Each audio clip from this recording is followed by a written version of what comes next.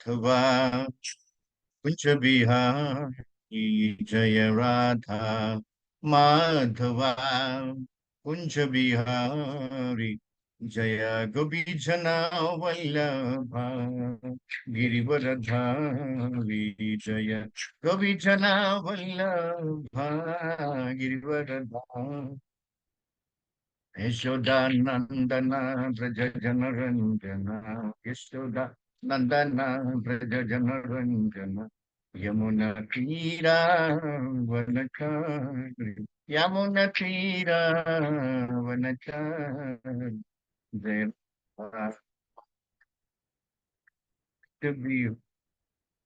विजय राधा माधवा कुंज बिहार कृष्ण चैतन्य प्रभु नित्यानंद द्वैत गदाधर श्रीवदरि हरे हरे कृष्णा कृष्णा कृष्णा हरे हरे हरे राम राम राम हरे हरे हरे कृष्णा कृष्ण कृष्ण हरे हरे हरे राम राम राम जय प्रभु बधा जय प्रभु बधा जय प्रभु बधा तिल प्रभु बधा जय गुरुदेवा जय गुरुदेवा जय गुरुदेवा तिल गुरुदेव निताय हरि बोल निताय ओम नमो भगवते देवाय ओम नमो भगवते वासुदेवाय ओम नमो भगवते वासुदेवाय हरि ओम तत्सत പ്രഭു ഞാൻ ഓഡിബിൾ ആണോ കേൾക്കുന്നുണ്ടോ കേൾക്കുന്നുണ്ട് പ്രഭു. ഹരി ഹരി ബോൾ. ദണ്ഡവത് പ്രണാം. ഹരി ബോൾ ഹരി ബോൾ ഹരി കൃഷ്ണ ബോൾ ദണ്ഡവത് പ്രണാം. അപ്പൊ ഇന്നലെ നമ്മള് എന്താണ് ശ്രീമതി രാധാറാണിയുടെ നമ്മുടെ പരം മാതാവായിട്ടുള്ള ശ്രീമതി രാധാറാണിയുടെ ആവിർഭാവ ദിനം കൊണ്ടാടി അല്ലെ. എല്ലാവരും വളരെയധികം സന്തോഷിച്ചു എന്നും അല്ലെ ആ അമ്മയുടെ എന്താണ് ജനന ദിവസം നമ്മൾ എല്ലാവരും ആഘോഷിച്ചു എന്നും ഞാൻ വിശ്വസിക്കുന്നു. ഇന്നലെ കൃഷ്ണ ബലരാം ടെമ്പിളിലും നല്ല ആഘോഷമായിരുന്നു. പാറശാല ടെമ്പിളിൽ നല്ല ആഘോഷമായിരുന്നു. ഇന്നലെ ഇന്നലെ ദിവസം മുഴുവൻ രാധാറാണിയുടെ എന്താണ് ആവിർഭാവ ദിനത്തിന്റെ ആഘോഷത്തിലായിരുന്നു നമ്മളെല്ലാവരും. അപ്പോ അതുമായിട്ട് ബന്ധപ്പെട്ട് ഇന്നും കൂടെ നിങ്ങൾ ഒത്തിരി ഒത്തിരി ഒത്തിരി ഒത്തിരി കഥകൾ കേട്ടിട്ടുണ്ടാവും. മക്കളിൽ നിന്ന് എന്താ പറഞ്ഞതെന്ന് എനിക്കറിയില്ല. മക്കൾ ഇന്നലെ പറഞ്ഞതെന്ന് ഞാൻ കേട്ടില്ല. എന്തായിരുന്നാലും കഥകളൊക്കെ കേട്ടിട്ടുണ്ടാവും. എന്നാലും ഒരു പ്രാവശ്യം കൂടെ ഒന്ന് കേൾപ്പിക്കണമെന്ന് തോന്നിയത് കൊണ്ടാണ്, എൻ്റെ ഒരു താല്പര്യം കൊണ്ട് ഞാൻ ഇന്ന് ശ്രീമതി രാധാറാണിയുടെ കഥയാണ് പറയാൻ ഉദ്ദേശിക്കുന്നത്.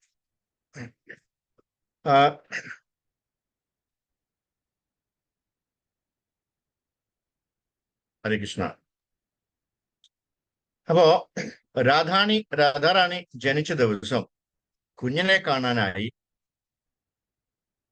പൂർണിമാസി ദേവി കീർത്തിത ദേവി വിളിച്ചതനുസരിച്ച് വൃഷഭാനുവിന്റെ വീട്ടിൽ പോയി. രാധാറാണിയുടെ മാതാപിതാക്കൾ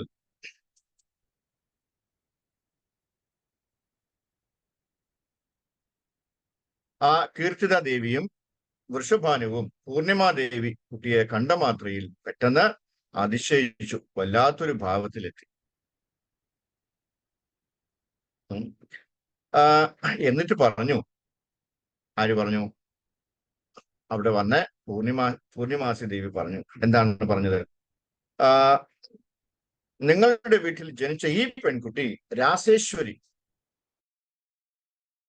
പൂർണിമ ദേവി കീർത്തിതയ്ക്കും വൃഷഭാനുവിനും ഉപദേശം കൊടുത്തു. വൃഷഭാനു ആരാണെന്ന് അറിയാലോ അല്ലെ? വൃഷഭാനു സുധേ ദേവി പ്രണമാമി ഹരിപ്രിയെ അല്ലെ. അപ്പോ വൃഷഭാനു അച്ഛനാണ്. വൃഷഭാനുവിനും ഉപദേശം കൊടുത്തു. ഈ കുട്ടിയെ നല്ലപോലെ സംരക്ഷിക്കുക. ഇവൾ യഥാർത്ഥ ലക്ഷ്മി ദേവിയാണ്. ഇവൾ ഈശ്വരിയാണ്. ഭൂലോകത്തിന്റെയും ഗോലോകത്തിന്റെയും നിയന്ത്രിതാവാണ്. ഇവളെ ഗോപകന്യകമാർ വച്ചിരിക്കുന്നു, പൂജിക്കുന്നു. ഇവളുടെ പാദകമലത്തെ വളരെ ഭയഭക്തിയോടെ ശ്രേഷ്ഠനായ ബ്രഹ്മാവ്, ശിവൻ, ഇന്ദ്രൻ, മാരുതൻ, വരുണ ഇവരെല്ലാം പൂജിച്ചു വരുന്നു. ശ്രീഹരി ഈ ഭൂലോകത്ത് അവതരിച്ചു. അദ്ദേഹത്തിന്റെ സ്വന്തം ഇച്ഛപ്രകാരം അതേ വഴി തന്നെ ഈ പെൺകുട്ടിയും ശ്രീഹരിയുടെ ആന്തരിക ശക്തിയായി നിങ്ങളുടെ വീട്ടിൽ അവതരിച്ചത്. ഈ പെൺകുട്ടിയെ കാണുകയോ തൊടുകയോ പൂജിക്കുകയോ ചെയ്താൽ എല്ലാ ഇച്ഛയും നിസ്സാരമായി സാധിക്കും. നോക്കണേ, എന്തൊക്കെ മഹത്വമാണ് രാധാറാണിക്കുള്ളത്. നമുക്ക് ഈ പ്രത്യേകിച്ച് മലയാളികൾക്ക് അതിനെക്കുറിച്ച് അറിയത്തില്ല. രാധാറാണിക്ക് ഇച്ഛായി നമ്മള് ഇവിടെ ഹരേ കൃഷ്ണ പറയും, അല്ലെ? നമ്മള് തിരുവനന്തപുരത്തൊക്കെ ആണെങ്കിൽ ആരെങ്കിലും കണ്ടു കഴിഞ്ഞാൽ ഹരേ കൃഷ്ണ പറയും. വൃന്ദാവനത്തിൽ അവരെന്താ പറയാ? രാധേ രാധേ എന്നാ പറയാ. നിങ്ങൾ അങ്ങോട്ട് നീങ്ങി നിൽക്ക് എന്ന് പറയുന്നതിന് രാധേ രാധേ എന്നാ പറയാം, അല്ലെ? സൈക്കിളിൽ ബെല്ലടിക്കുന്നതിന് പകരം, സൈക്കിൾ റിക്ഷയിൽ ബെല്ലടിക്കുന്നതിന് പകരം രാധേ എന്ന് വിളിക്കാം, അല്ലെ? അവർക്കെല്ലാം രാധമയമാണ് വൃന്ദാവനത്തിൽ, അല്ലെ? നമ്മൾ അവിടെ ചെല്ലുമ്പോൾ ഇതെല്ലാം കാണാൻ സാധിക്കും. അതൊക്കെ എന്താണ്? ഭക്തിയുടെ എന്താ പറയാ, ഒരു കടലാണ് അവിടെ. അപ്പോ രാധാറാണി അവതരിച്ചത് അതീവ രഹസ്യമായ ലീലകൾക്ക് വേണ്ടിയാണ്. ആയതിനാൽ നിങ്ങൾ വളരെ രീതിയിൽ ശ്രദ്ധിച്ച് വളർത്തണമെന്ന് എന്താ പറഞ്ഞത്? എന്താണ് പൂർണിമാസി ദേവി പറഞ്ഞിട്ട് പോയത്. കുറച്ചു സമയം കഴിഞ്ഞ് വൃഷഭാനുവും കീർത്തിതയും അതിസുന്ദരിയായ ആ കുട്ടിയുടെ അടുത്ത് ചെന്ന് നോക്കിയപ്പോൾ അവർക്ക് മനസ്സിലായി ഈ കുട്ടിക്ക് കണ്ണ് കാണാൻ കഴിയില്ല. അതിസുന്ദരിയായ കുഞ്ഞിന്റെ കണ്ണുകൾ അടഞ്ഞിരിക്കുന്നത് കണ്ട് കീർത്തിത സുന്ദരിയും അവിടെ കൂടിയിരിക്കുന്ന എല്ലാവരും വലിയ വായിൽ കരയാൻ തുടങ്ങി. വളരെ വിഷമമായി അവർക്ക്. വൃഷഭാനുവിനും കീർത്തിതയ്ക്കും ഒരു കുട്ടി ജനിച്ചു എന്നറിഞ്ഞ് എല്ലാവരും കാണാൻ വരികയും ചെയ്തു ആ വീട്ടിലേക്ക്, ആ കൊട്ടാരത്തിലേക്ക്. നന്ദമഹാരാജാവും കൂടെ ആരൊക്കെ വന്നു? നന്ദമഹാരാജാവും യശോദയും. അപ്പൊ അവര് വരികയാണെങ്കിൽ അവരുടെ കൂടെ ആരും കൂടെ വരും? അവരുടെ മകനായ കൃഷ്ണനെയും കൂട്ടി വൃഷഭാനുവിന്റെ വീട്ടിലെത്തി. നന്ദമഹാരാജാവും വൃഷഭാനുവും കണ്ട മാത്രയിൽ തന്നെ സന്തോഷം കൊണ്ട് ആലിംഗനം ചെയ്തു, അല്ലെ? അവര് വളരെ അടുത്ത സുഹൃത്തുക്കളാണ് കൂടെയാണ്. യശോദയെ കണ്ട കീർത്തിത ദേവി പ്രേമത്തോടെ സന്തോഷത്തോടെ ആലിംഗനം ചെയ്ത് വീട്ടിലേക്ക് കൂട്ടിക്കൊണ്ടുപോയി, അല്ലെ? നമുക്ക് വേണ്ടപ്പെട്ടവരൊക്കെ നമ്മളെ വീട്ടിൽ വരുമ്പോൾ നമുക്ക് വളരെ സന്തോഷമല്ലേ, അല്ലെ? അത് തന്നെയാണ് ഇവിടെയും സംഭവിച്ചത്. കൃഷ്ണന് മനസ്സിലായി, എന്റെ ആന്തരിക ശക്തിയായ രാധാറാണിയാണ് ഈ വീട്ടിൽ അവതരിച്ചിരിക്കുന്നത്, അല്ലെ? രാധാറാണി ചെറിയ കുട്ടിയുടെ രൂപത്തിൽ കിടക്കുന്നു. എന്നാൽ യശോദയും കീർത്തിതയും പരസ്പരം ചർച്ചയിൽ തിരക്കിലായിരുന്നു, അല്ലെ? അവര് നമ്മളെ ഈ രണ്ട് സ്ത്രീകൾ കാണുമ്പോ എന്താ ചെയ്യാ? അവരും അതേ ചെയ്തുള്ളൂ, അല്ലെ? അങ്ങനെ പലന്തെല്ലാം കാര്യങ്ങൾ പറയാനുണ്ട്. ബാക്കി എല്ലാ കാര്യവും നമ്മൾ മറന്നു, അല്ലെ? അപ്പൊ വളരെ അടുപ്പമുള്ള ഹൃദയത്തോടുകൂടി വളരെ അടുപ്പമുള്ള ആൾക്കാര് കുറേ വർഷങ്ങൾക്ക് ശേഷം ഒരുമിച്ച് കാണുകയാണെങ്കിൽ എന്തായിരിക്കും സംഭവിക്കുക, അല്ലെ? അവരെല്ലാം മറന്ന് ആഹാരം വേണ്ട, വെള്ളവും വേണ്ട, ഒന്നും വേണ്ട, അവരങ്ങനെ കഥ പറഞ്ഞുകൊണ്ടിരിക്കും, അല്ലെ? അത് സ്വാഭാവികമാണ്. രാധാറാണി ചെറിയ കുട്ടിയുടെ രൂപത്തിൽ കിടക്കുന്നു. എന്നാൽ യശോദയും കീർത്തിതയും പരസ്പരം ചർച്ചയിൽ തിരക്കില്ലായിരുന്നു. കീർത്തിത പറഞ്ഞു, ഭാഗ്യദോഷം എന്ന് പറയട്ടെ, കുഞ്ഞിന് കണ്ണു കാണില്ല. ശ്രീകൃഷ്ണൻ യശോദാമായിയുടെ മടിയിൽ കയറിയിരുന്നു. എന്നിട്ട് രാധാറാണിയുടെ കട്ടിലിൽ കയറി അവളുടെ കണ്ണുകളിൽ തൊട്ടു, അല്ലെ? കഴിഞ്ഞു. പെട്ടെന്ന് അവളുടെ കണ്ണ് തുറക്കുകയും ആദ്യ ദർശനം അവളുടെ പ്രേമഭാജനമായ ശ്രീകൃഷ്ണൻ തന്നെയായിരുന്നു, അല്ലെ? തന്നെയായിരുന്നു. കീർത്തിതയും യശോദയും കുഞ്ഞ് കണ്ണ് തുറന്ന് കണ്ട് അതീവ സന്തോഷവാരായി. ഒപ്പം ആ സന്തോഷ വാർത്ത എല്ലാ പേരെയും അറിയിക്കുകയും ചെയ്തു. കീർത്തിതയും വൃഷഭാനുവും സന്തോഷം കൊണ്ട് ആ വീട്ടിൽ തുള്ളിച്ചാടി, അല്ലെ? അപ്പൊ ഇനി രാധാറാണിയുടെ അച്ഛന്റെ അമ്മയുടെയും പേര് നമ്മൾ മറക്കാൻ പാടില്ല. രാധാറാണി കണ്ടു തുറന്നതിന്റെ മറ്റൊരു ഐതിഹ്യം ഇങ്ങനെയാണ്. അപ്പൊ രണ്ടു മൂന്ന് ഐതിഹ്യങ്ങൾ പറയുന്നുണ്ട്. അതില് ഒരു ഐതിഹ്യമാണ് നമ്മളിപ്പോ കേട്ടത്. രണ്ടാമത്തെ ഐതിഹ്യം നോക്കാം. യശോദ കൃഷ്ണനെയും എടുത്ത് വൃഷഭാനുവിന്റെ വീട്ടിൽ കുഞ്ഞിനെ കാണാൻ എത്തി. കീർത്തിതയുടെ സുന്ദരിയായ പെൺകുഞ്ഞിനെ കണ്ട മാത്രയിൽ കൃഷ്ണനെ നിലത്തിരുത്തിയ ശേഷം രാധാറാണിയെ മടിയിലിരുത്തി. ഇത് കണ്ട കൃഷ്ണൻ വിഷമിച്ച് കരയാൻ തുടങ്ങി. അപ്പോഴേക്കും യശോദ കൃഷ്ണനെയും എടുത്ത് മടിയിലിരുത്തി, അല്ലെ? അപ്പൊ രണ്ട് മടിയിലായിട്ട് രണ്ടുപേരും ഇരിക്കുവാണ്. രണ്ടു കുട്ടികൾ ഒരുമിച്ചിരുന്നാൽ സ്വാഭാവികമായും രണ്ടുപേരും തൊട്ടു കളിക്കുക പതിവാണ്, അല്ലെ? അപ്പൊ അവർ തമ്മിൽ ഇങ്ങനെ, അല്ലെ, പരസ്പരം തൊട്ടു നോക്കും. ഏത് കുഞ്ഞുങ്ങളെ ഒരുമിച്ച് കണ്ടാലും നമുക്ക് അത് കാണാൻ പറ്റും, അല്ലെ? അവരിങ്ങനെ പരസ്പരം തൊട്ടു നോക്കും. സ്വാഭാവികമായി രണ്ടുപേരും തൊട്ട് കളിക്കുക പതിവാണ്. രാധാറാണിയും കൃഷ്ണനും യശോദമായിയുടെ മടിയിൽ അടുത്തിരുന്നപ്പോൾ കൃഷ്ണൻ രാധാറാണിയെ ഒന്ന് തൊട്ടപ്പോഴേക്കും രാധാറാണിക്ക് മനസ്സിലായി ഭഗവാൻ അല്ലെങ്കിൽ കൃഷ്ണൻ എന്റെ മുന്നിലുണ്ട് എന്ന്. ഉടനെ രാധാറാണി കണ്ണു തുറന്ന് കൃഷ്ണനെ ദർശിച്ചു. ഈ ഭൂലോകത്തെ ആദ്യത്തെ ദർശനം ഭഗവാൻ ശ്രീകൃഷ്ണനെ ആയിരുന്നു. അല്ലേ? രാധാറാണി കണ്ണു കാണാതെ ജനിച്ചതിന് ഇനിയും ഒരു കാരണം പറയുന്നുണ്ട്. ഇപ്പൊ മൂന്നാമത്തെ കാരണമാണ്, ഗോലോകധാമത്തിൽ നിന്നും കൃഷ്ണൻ ഈ ഭൂലോകത്ത് വന്ന് ഭൂമിലീല, അതായത് ഭൗമലീല നടത്തുന്നതിന് തയ്യാറായി ഇരുന്നപ്പോൾ ഭഗവാൻ രാധാറാണിയോട് പറഞ്ഞു രാധാറാണിയും അദ്ദേഹത്തിന്റെ ലീലയിൽ ഉണ്ടാവുമെന്ന്. എന്നാൽ രാധാറാണി ഭൂമിയിൽ വരാൻ നീരസം കാട്ടി. അതെ, അമ്മയ്ക്ക് ഒട്ടും തന്നെ താല്പര്യം ഉണ്ടായിരുന്നില്ല എന്തിന് ഭൂമിയിലോട്ട് വരാനായിട്ട്. കാരണം ഭൂമിയിൽ വന്നാൽ ധാരാളം ആൾക്കാരെ കാണേണ്ടി വരും. എന്നാൽ രാധാറാണി ആഗ്രഹിക്കുന്നത് ഭഗവാൻ കൃഷ്ണനെ മാത്രം കാണാനാണ്. നോക്കണേ, ഭൂമിയിൽ വന്നാൽ എപ്പോഴും ഭഗവാനെ കാണാൻ കഴിയുമെന്ന് ഉറപ്പ് കൊടുത്തു. ആര്? ഭഗവാൻ ഉറപ്പ് കൊടുത്തു. ഭൂമിയിൽ വന്നാൽ ആദ്യം കാണുന്നത് കൃഷ്ണനെ ആയിരിക്കണമെന്ന വ്യവസ്ഥയിൽ രാധാറാണി സമ്മതിച്ചു. ഞാൻ കണ്ണു തുറക്കുമ്പോ ആദ്യം എനിക്ക് ഭഗവാനെ മാത്രമേ കാണാൻ പാടുള്ളൂ എന്നുള്ള ഉറപ്പിന്മേലാണ് ഇവിടെ അമ്മ അവതരിക്കാനായിട്ട് സമ്മതിച്ചത്. ആയതിനാൽ രാധാറാണി അന്ധയായി ജനിക്കുകയും ആദ്യ ദർശനം പ്രിയപ്പെട്ട ശ്യാമസുന്ദര ഭഗവാന്റെ സാമീപ്യത്തിൽ ആവുകയും ചെയ്തു. കണ്ടോ? ഇതാണ് കണ്ണു തുറന്നതിന്റെ കഥ. ഇനി നമുക്ക് എന്തുകൊണ്ടാണ് രാധാറാണിയുടെ സ്ഥാനം വളരെ ശ്രേഷ്ഠമാണെന്ന് പറയുന്നത് എന്ന് നമുക്ക് നോക്കാം. ആ കാര്യം കൂടെ നോക്കാം. ഭഗവാൻ കൃഷ്ണന്റെ പ്രേമഭാജനമായ രാധാറാണിയോട് ഒരിക്കൽ ഭഗവാൻ കൃഷ്ണൻ പറഞ്ഞു, എല്ലാ ആരാധനയുടെയും സത്ത് അല്ലെങ്കിൽ കാതൽ എന്താണ്? നിന്നെ ആരാധിക്കുക എന്നതാണ്. അല്ലെ? അപ്പൊ നമുക്ക് രാധാറാണിയെ ആരാധിച്ചു കഴിഞ്ഞാൽ നമുക്ക് എന്താ കിട്ടുക? അല്ലെ? നമ്മൾ ഇപ്പോ നമ്മളെ വീട്ടിൽ തന്നെ കൊച്ചുകുട്ടികള് അവർക്ക് എന്തെങ്കിലും കാര്യം വേണമെന്നുണ്ടെങ്കിൽ അച്ഛനോട് പറയണം.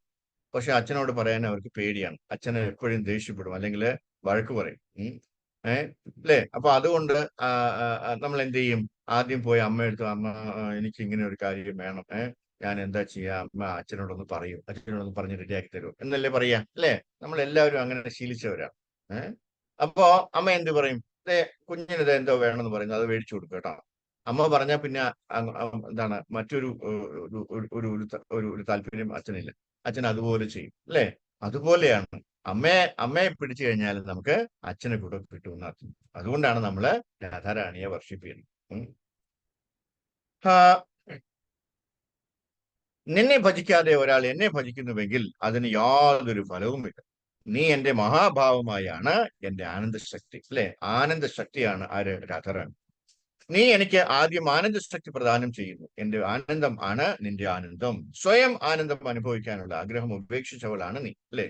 അപ്പോ രാധാറാണിക്ക് സ്വയം ആനന്ദിക്കണമെന്നുള്ള ഒരു താല്പര്യവുമില്ല. പിന്നെയോ ഭഗവാനെ എങ്ങനെ സന്തോഷിപ്പിക്കാം എന്നുള്ളത് മാത്രമാണ് അമ്മയുടെ താല്പര്യം. അപ്പൊ ഭഗവാൻ സന്തോഷപ്പെടുമ്പോൾ ആർക്കും സന്തോഷം വരുന്നു? അമ്മയ്ക്കും, അല്ലെ? രാധാറാണിക്കും സന്തോഷമാകും. സ്വയം ആനന്ദം അനുഭവിക്കാനുള്ള ആഗ്രഹം ഉപേക്ഷിച്ചവൾ ആണ് നീ എന്നാണ് ഭഗവാൻ പറയുന്നത്. എന്റെ സഹവാസവും എന്നെ നിരന്തരം സേവ ചെയ്യാനുള്ള പ്രവണതയും അല്ലാതെ നീ എന്നിൽ നിന്നും ഒന്നും പ്രതീക്ഷിക്കുന്നില്ല. ആരൊക്കെ രാധാറാണിയുടെ കാലടികൾ പിന്തുടർന്ന് എന്നെ ഭജിക്കുന്നുവോ അവരൊക്കെ എനിക്ക് ഏറ്റവും പ്രധാനപ്പെട്ടവരാണ്. കണ്ടോ? രഹസ്യങ്ങളൊക്കെ ചുരുളഴിയുന്ന കണ്ടോ? അപ്പൊ നമ്മൾ എന്ത് ചെയ്യണം? രാധാറാണിയെ മുറുക്കെ പിടിക്കണം. അല്ലെ? രാധാറാണി ഇല്ലാതെ ഒരു ഭക്തിയും ഇല്ല. തന്റെ അനുവാദവും അനുഗ്രഹവും ഇല്ലാതെ ഒരു ജീവാത്മാക്കളും എന്റെ അടുക്കൽ വരില്ല. തന്റെ പ്രവൃത്തികളെല്ലാം പരിശുദ്ധ ഭക്തിയാണ്.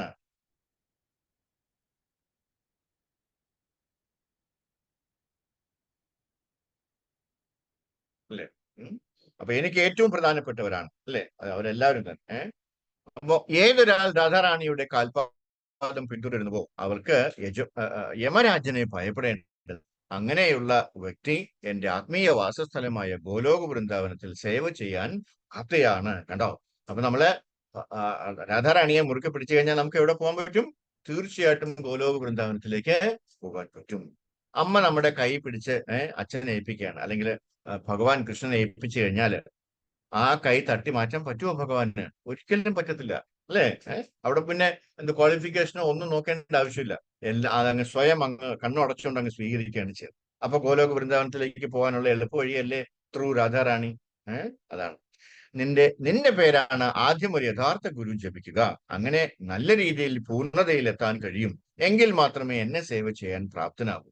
ഒരാൾ രാധാകൃഷ്ണ എന്ന് ഒരുമിച്ച് ജപിച്ചാൽ ആ ആൾ ഏറ്റവും ശ്രേഷ്ഠനാണെന്ന് ഞാൻ പരിഗണിക്കും. കണ്ടോ?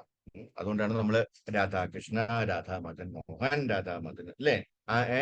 എന്താണ് അത് അങ്ങനെ എല്ലാം എന്താ ഭഗവാന്റെ പേരെല്ലാം രാധാറാണിയുടെ പേര് ചേർത്ത് പറയുന്നത്. ഇപ്പൊ കണ്ടല്ലോ അതിന്റെ വ്യത്യാസം എന്താണെന്ന്, എന്തുകൊണ്ടാണെന്ന്.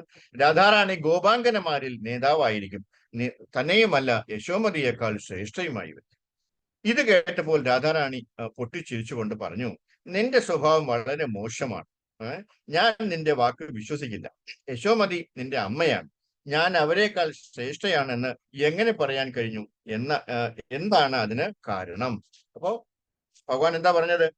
നീ യശോമതിയെ എന്താണ് യശോദ മാതാവിനെക്കാളും എന്താണ് ശ്രേഷ്ഠയാണെന്നാണ് പറഞ്ഞത്. അപ്പോഴാണ് രാധാറാണി പൊട്ടിച്ചിരിച്ചുകൊണ്ട് ചോദിച്ചത്, പിന്നെ നീ ഇങ്ങനെ പലതും പറയും, വെറുതെ എന്നെ പറ്റിക്കാൻ വേണ്ടി പറയുന്നതാണ് അല്ലേ? അതിനുള്ള എന്ത് തെളിവാണ്, എന്ത് ശ്രേഷ്ഠമാണ് എനിക്കുള്ളത് എന്നാണ് എന്താണ് രാധാറാണി ഭഗവാനോട് ചോദിച്ചത്. ഭഗവാൻ പറഞ്ഞു, എത്രയും പെട്ടെന്ന് നിനക്കത് കാണാം. യശോമതി മാത നിന്റെ കാല് പിടിക്കും, നീ നോക്കി കണ്ടു അല്ലേ? ഇതെല്ലാം ഇങ്ങനെ റെഡിയാക്കി വെച്ചിരിക്കുകയാണ് ആര്? ഈ ഭഗവാൻ അല്ലേ? എന്നിട്ടാണ് നമ്മൾ പിന്നെ വീണ്ടും അല്ലെ, ഈ ഫ്ലാഷ് ബാക്കിൽ എല്ലാം അവിടെ ഉണ്ട്. അദ്ദേഹം ഇതെല്ലാം റെഡിയാക്കി വെച്ചിരിക്കുക, ആ കുരുക്കളെല്ലാം റെഡിയാക്കി വെച്ചിരിക്കുകയാണ്. അത് പിന്നീടായിരിക്കും നമുക്ക് കാണാൻ പറ്റുക. അതാണ് നമ്മുടെ ആകാംക്ഷയുടെ എന്താണ് പ്രധാന കാരണം അല്ലെ? നമുക്കറിയില്ല അവിടെ ഭഗവാൻ നമുക്ക് വേണ്ടതെല്ലാം അല്ലെ ഇങ്ങനെ അപ്പുറത്തപ്പുറത്തോട്ട് അടുക്കി വെച്ചിട്ടുണ്ട്. പക്ഷെ നമ്മളിങ്ങനെ ആലോചിച്ചുകൊണ്ടിരിക്കുമ്പോൾ പക്ഷെ എന്ത് കഷ്ടമാണ്, ഒന്നും നടന്നില്ലല്ലോ. ഞാൻ ഇത്രയൊക്കെ ഭഗവാനെ വിളിച്ചിട്ട് ഒരു കാര്യവും നടന്നില്ലല്ലോ എന്നുള്ള വിഷമമാണ് നമുക്ക് അല്ലെ? എപ്പോഴും നമ്മൾ അങ്ങനെ ആലോചിച്ച് വിഷമിക്കും. പക്ഷേ ഭഗവാൻ നമുക്ക് വേണ്ടതെല്ലാം കുറച്ച് ദൂരെ അപ്പുറത്ത് ആ വളവിൽ മാറ്റി വെച്ചിരിക്കുവാണ്. നമ്മൾ അവിടെ എത്തുമ്പോഴത്തേനും മാത്രമേ നമുക്കത് കാണാൻ പറ്റുള്ളൂ. പക്ഷെ നമുക്ക് അതിനുള്ള സാവകാശം, ഒരു ക്ഷമയില്ല. എനിക്കിപ്പൊ തന്നെ വേണം എന്നുള്ളൊരു വാശിയാണ് അല്ലെ? അത് ആലോചിച്ചിട്ടാണ് നമ്മൾ എല്ലാ ദിവസവും വിഷമിക്കുന്നത്. എന്നാലും കഷ്ടമായി പോയി, എനിക്കത് കിട്ടിയില്ലല്ലോ, ഞാൻ ഇനി എന്തോ ചെയ്യും എന്നൊക്കെയുള്ള ഒരു ആവലാതി നമുക്ക് എപ്പോഴും ഉള്ളത്. കാര്യം എന്താണ്?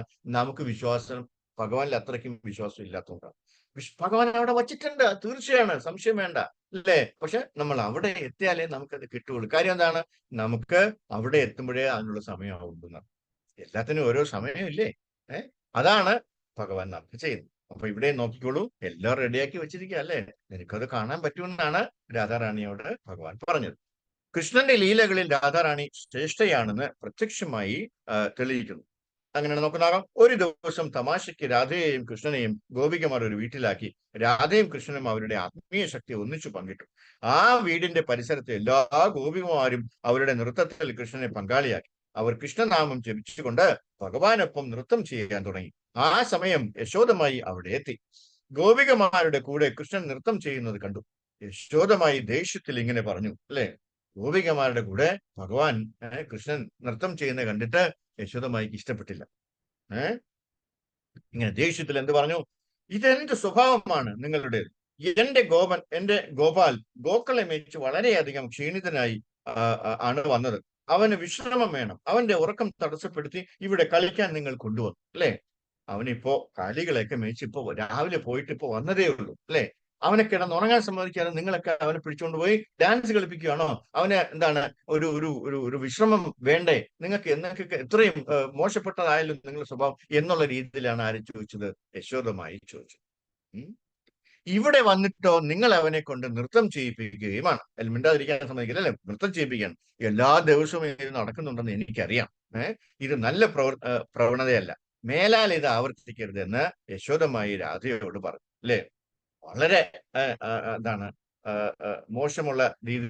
മോശമായിട്ടുള്ള രീതിയിലാണ് രാധാറാണിയെ നോക്കിയിട്ട് യശോദമായി ഇത് പറഞ്ഞു അല്ലെ? ഗോപികമാരുടെ കൂടെ യശോദമായി രാധയോട് പറഞ്ഞു. രാധാറാണി പ്രതികരിച്ചില്ല. എന്ത് ചെയ്യാൻ പറ്റും? മിണ്ടാതെ നിന്നു അല്ലെ? സഖികൾ യശോദയോട് പറഞ്ഞു, താങ്കളുടെ മകൻ ഗോപാൽ കാട്ടിൽ ഗോക്കളെ മേച്ച് അലഞ്ഞു തിരിഞ്ഞ ക്ഷീണിതനായി കിടക്കയിൽ ശയിക്കുന്നുണ്ടാവും. ഇത് താങ്കളുടെ പുത്രൻ ഗോപാലൻ അല്ല. ഇത് അമ്മ പറയുന്നത് പോലെയുള്ള യശോദമായിയുടെ പുത്രനല്ല. അമ്മയുടെ പുത്രൻ അവിടെ ക്ഷീണിച്ച് കിടന്ന് ഉറങ്ങുന്നുണ്ടാവും അല്ലെ? നമ്മൾ എന്തിനാ വെറുതെ ചീത്ത പറയുന്നത് എന്നാണ് ആര് ചോദിച്ചത്? ഗോപികമാര് ചോദിച്ചത്. രാധാറാണി ഒന്നും മിണ്ടാതെ നിൽക്കുകയാണ് അല്ലെ? ഇത് താങ്കളുടെ പുത്രൻ ഗോപാലനല്ല, താങ്കളുടെ മകന്റെ പേര് കൃഷ്ണനാകാം. പക്ഷെ ഒരാൾ മാത്രമേ ഈ ലോകത്തുള്ളൂ എന്ന് അർത്ഥമാക്കരുത്. വീട്ടിൽ പോയി നോക്കൂ, ഇപ്പോഴും നിങ്ങളുടെ മകൻ ഉറക്കത്തിലായിരിക്കും. ഇത് കേട്ട യശോദമായി ആശ്ചര്യപ്പെട്ടു പോയി. യോ, അങ്ങനെ എങ്ങനെയാണോ അത്? ഇത് ഇനി എന്റെ മോനല്ലേ എന്നുള്ള ഒരു സംശയത്തിലാണ് യശോദമായി എത്തിപ്പെട്ടത്. കണ്ണൻ എന്നു പേരുള്ള വേറെയും കുട്ടികൾ ഈ ഗോലോകത്തുണ്ടോ? അല്ലെങ്കിൽ ഈ ഗോകുലത്തുണ്ടോ? എന്റെ കണ്ണന്റെ മുഖലക്ഷണമുള്ള വേറെയും കുട്ടികളുണ്ടോ? അവന്റെ ശരീരത്തിന്റെ അതേ നിറം, സംഭാഷണ രീതി, ആകാര വടിവ് എന്റെ കൃഷ്ണന്റേതിന് തുല്യമാണല്ലോ അല്ലെ? ഒരുപോലെ തന്നെ ഇരിക്കുന്നു. അപ്പോഴും സഖിമാർ പറഞ്ഞു, വീട്ടിൽ പോയി നോക്ക്, അമ്മയുടെ കണ്ണൻ വീട്ടിൽ ഉറങ്ങുന്നുണ്ടാവും.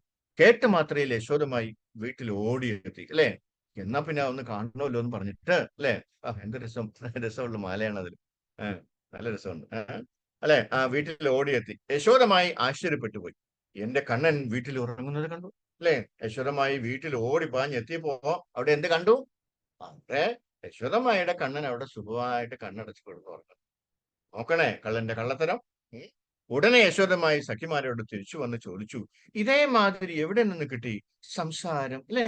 എന്റെ കുഞ്ഞിനെ പോലെ തന്നെ ഉണ്ടല്ലോ ഈ നിൽക്കുന്ന കൃഷ്ണനും, അവന്റെ പേരും കണ്ണൻ എന്നാണല്ലോ. ഇതെങ്ങനെ കിട്ടി നിങ്ങൾക്ക്? ഒരേപോലെ സംസാരം, ഒരേ നിറം അല്ലെ, ഒരേ പെരുമാറ്റം, എല്ലാം ഒന്നുപോലെ. രണ്ട് കണ്ണനെയും കണ്ടിട്ട് മനസ്സിന് വളരെയധികം സന്തോഷം തോന്നുന്നു. നിങ്ങളുടെ കൃഷ്ണനുമായി എന്റെ വീട്ടിൽ വന്ന് നോക്കും, എന്നിട്ട് രണ്ടുപേരെയും ഒരുമിച്ച് നിർത്തി നൃത്തം ചെയ്യിപ്പിക്കാം. ഒരു ഐഡിയ വന്നു അല്ലെ? നൃത്തം കഴിഞ്ഞ ശേഷം എന്റെ കൃഷ്ണനെ വീട്ടിൽ നിർത്തി നിങ്ങളുടെ കൃഷ്ണനെ കൊണ്ട് പോയിക്കോളൂ എന്ന് യശോദമായി ആരോട് പറയുകയാണ്? ഗോപികമാരോട് പറയുകയാണ്. രാധാറാണി ചോദിക്കുന്നു, പ്രിയപ്പെട്ട അമ്മേ, നമ്മുടെ കൃഷ്ണനെയും കൂട്ടി അവിടെ വരാൻ നമുക്ക് ഭയമാണ്. കാരണം രണ്ട് കൃഷ്ണന്മാരുമായി നൃത്തം ചെയ്യുമ്പോൾ നമ്മുടെ കൃഷ്ണനെ എങ്ങനെ തിരിച്ചറിയാൻ പറ്റും? രണ്ടുപേരും തമ്മിൽ മാറിപ്പോവില്ലേ? യശോദമായി ചിരിച്ചുകൊണ്ട് ചോദിച്ചു. അങ്ങനെ സംഭവിച്ചാൽ തന്നെ എന്താണ് കുഴപ്പം? രണ്ടാളും ഗുണങ്ങളിൽ ഒന്നല്ലേ അല്ലെ? അപ്പൊ ഒരു പക്ഷേ മാറിപ്പോയാലും കുഴപ്പമില്ല. എന്നാലും അവര് ഒന്ന് ഡാൻസ് ചെയ്യട്ടെ എന്നാണ് പറഞ്ഞത്? യശോദമായി പറഞ്ഞത്. രാധാറാണി പറഞ്ഞു, നിങ്ങളുടെ കൃഷ്ണൻ ഒരിക്കലും ഞങ്ങളുടെ കൃഷ്ണന് തുല്യമാവില്ല. എന്തെന്നാൽ നിങ്ങളുടെ കൃഷ്ണൻ ഗോപാലനാണ്. ദിവസം മുഴുവൻ വനത്തിൽ കാലികളെ മേച്ച് നടക്കുന്നു. പ്രേമത്തെ പറ്റി നിങ്ങളുടെ കൃഷ്ണൻ അറിയുകയുമില്ല. പ്രേമതത്വം എന്താണ് എന്ന് തന്നെ അറിയില്ല. നമ്മളുടെ കൃഷ്ണൻ നിങ്ങളുടെ കൃഷ്ണനുമായി താരതമ്യപ്പെടുത്താൻ പറ്റാത്ത തരത്തിലുള്ളവരാണ് അല്ലെ? ഞങ്ങളുടെ കൃഷ്ണൻ പുരുഷോത്തമനാണ്, പുരുഷരത്നമാണ് അല്ലെ? അദ്ദേഹം സർവാഭരണ വിഭൂഷിതനാണ്. ഒരുപാട് യോഗികൾ, ഋഷികൾ, മുനികൾ, ജ്ഞാനികൾ ഇവരെല്ലാം ഞങ്ങളുടെ കൃഷ്ണന്റെ പാദകമലത്തെ പൂജിക്കുന്നു. ഞങ്ങളുടെ കൃഷ്ണൻ ഒരുപാട് രാക്ഷസന്മാരെ വധിച്ചു, ബ്രഹ്മാവിന്റെ തെറ്റുകൾ തിരുത്തി. ഈ ബ്രഹ്മാവാണ്, ഈ ബ്രഹ്മാണ്ടത്തിന്റെ സൃഷ്ടാവാരാണ്? ഞങ്ങളുടെ ഭഗവാൻ കൃഷ്ണൻ. യശോദമായി മറുപടി പറഞ്ഞു, എന്റെ മകൻ ഒരുപാട് കാര്യങ്ങൾ ചെയ്തിട്ടുണ്ട് അല്ലെ? എന്റെ മകനും ഒരുപാട് കാര്യങ്ങൾ ചെയ്തിട്ടുണ്ട്.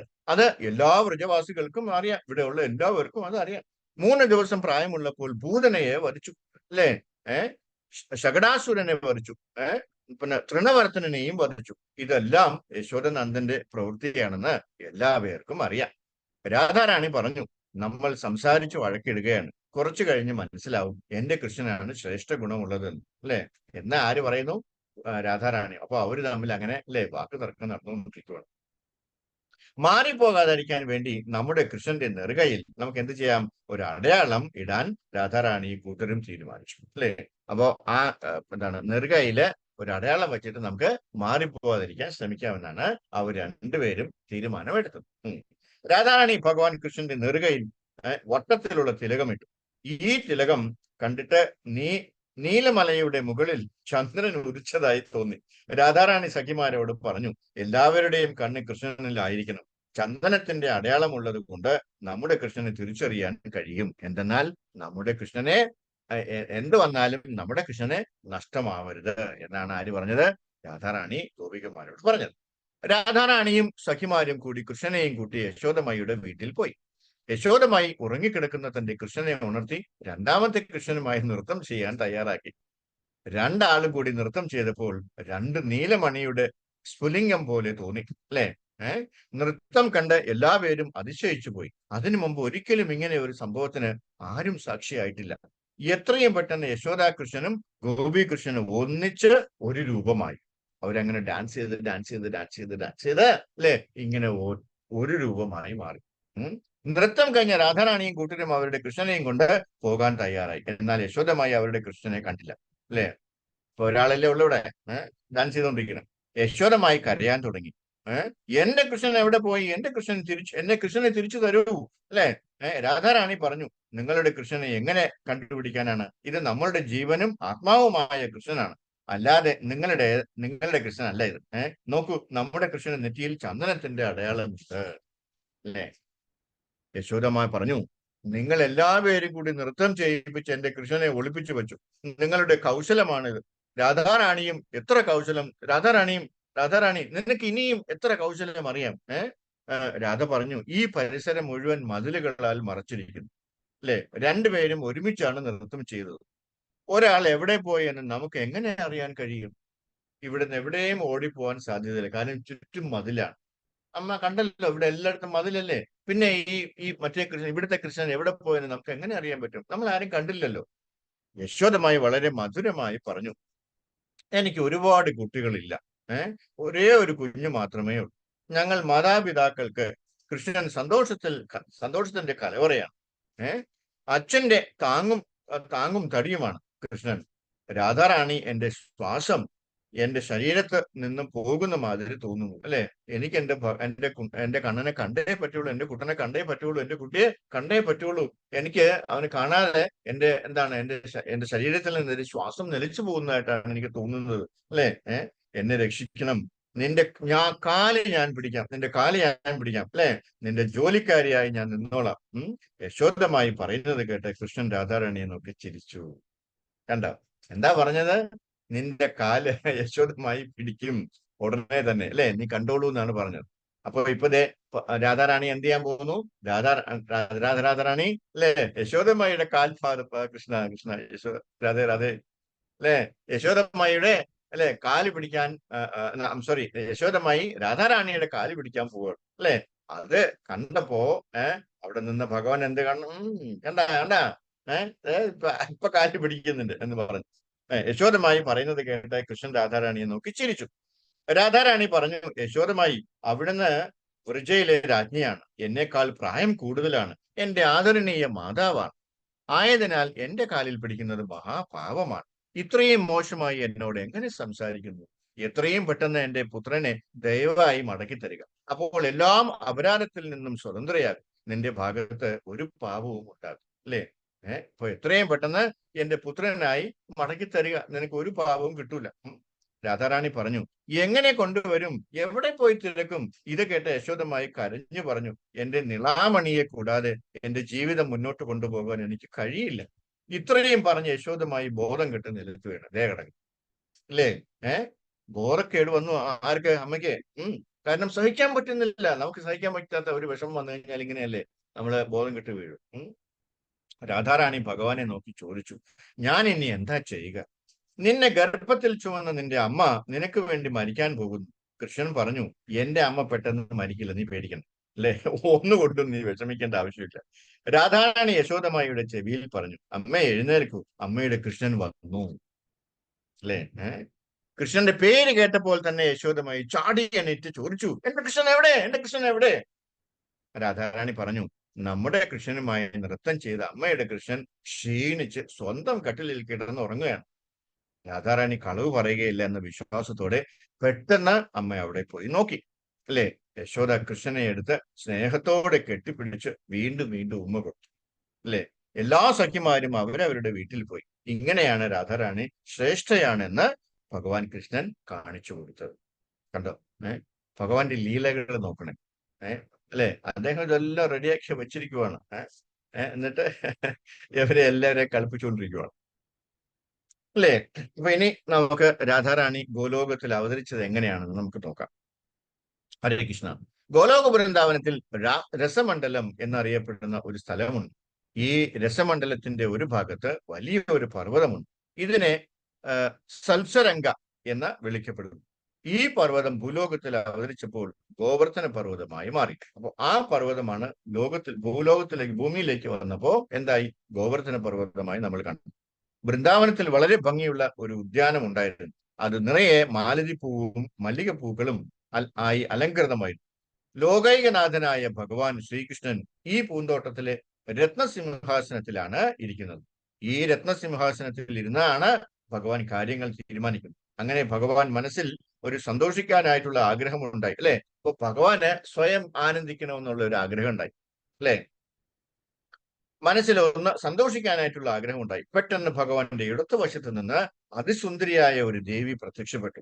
അവൾ വലിയ വലിയ അല്ലെ വിലപിടിപ്പുള്ള ആഭരണങ്ങളാൽ അലങ്കൃതമായിരുന്നു.